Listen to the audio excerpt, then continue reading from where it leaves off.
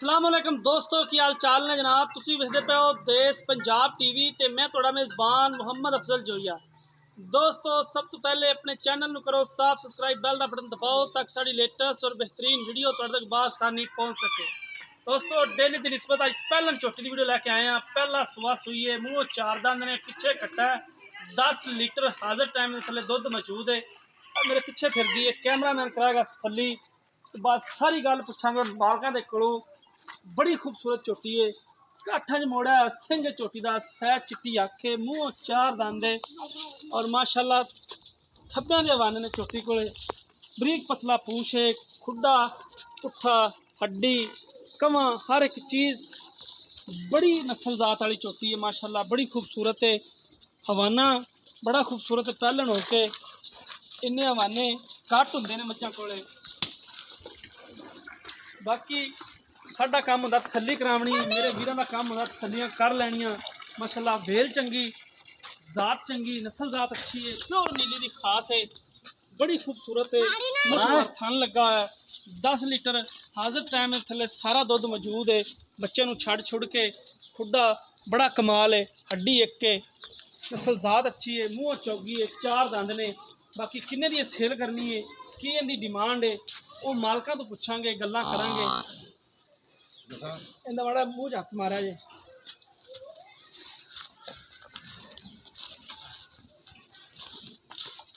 थल्ले वाला बोल थल्ले करा बंदा दंद रहे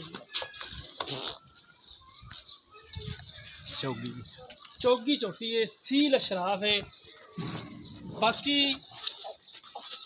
जानवर मेरे वीरा भरावां दे सामने है, बड़ा खूबसूरत है। हमेशा रोज़ एक कोशिश करी दी है अपने वीरां वास्ते खूबसूरत जानवर लभ के लियाइए और इंशाल्लाह रोज़ लभी दा भी है। ऐ बिल्कुल कतरी कतरी सेरे चोटी नूं वलैता कलमी धौन पई हुई है।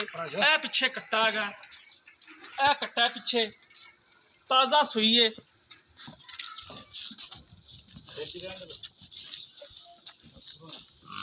कैमरामैन साहब जरा माई की तसल्ली करा दें, चाहे तुम मेरे को आ जाओ पिछे ही इत्थे आ जाओ। सलाम अलैकुम।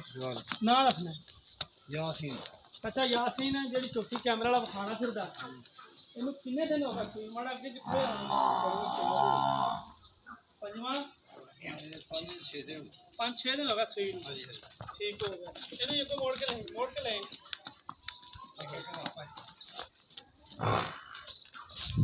इधर ला देना तुम मालका दे। अच्छा 5 तो 7 दिन हो गए सूई ते किन्ना थले हाजिर मौके जरा चोई जाने पक्का दसना 10 किलो है 10 किलो है दो वेलियां दा 5 सुबह तुसी आ जाओ ना मोड़ लैंदा 5-10 किलो है। ठीक हो गया ते यानी कि 5 किलो एक वेले दा दो वेले दा 10 किलो। इनकी की डिमांड करते पे जो? डिमांड 2,40,000 2,40,000 रुपया।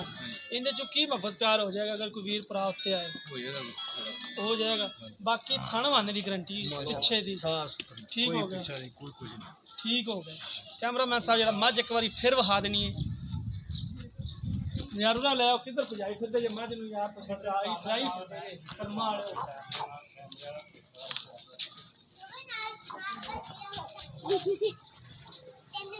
10 लीटर दुध हाजिर मौके जिहड़ा इहदे थल्ले